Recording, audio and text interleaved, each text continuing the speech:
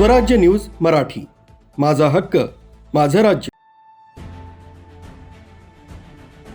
बांगलादेशी महिलांना पुण्यातून देहविक्रीसाठी कॉन्ट्रॅक्टवर आणलेल्या 6 बांगलादेशी महिलांसह त्यांना निवारा देणाऱ्या एजंटला मंगळवारपर्यंत पोलीस कोठडी सुनावण्यात आली।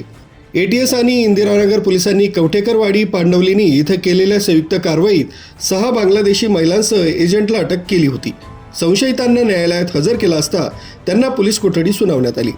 लियाकत कुरेशी आणि शिल्पी मोहम्मद शुकर अली अख्तर उर्फ शिल्पी, सौम्या संतोष नायक उर्फ सुलतान शब्बीर शेख, मुनिया खातून टुकू शेख, सानिया कबीरुल मंडल उर्फ सानिया रोब शेख, मुक्ता जोलील शेख, शामोली बेगम उर्फ समसू खान सर्व राहणार बांगलादेश अशी अटक केलेल्या महिलांची नावं आहेत। स्थानिक एजंट बॉबी हा फरार आहे, पथक त्याच्या मागावर आहे। परदेशी पासपोर्ट कायदा तसंच परदेशी नागरिक कायद्याअंतर्गत गुन्हा दाखल करण्यात आला।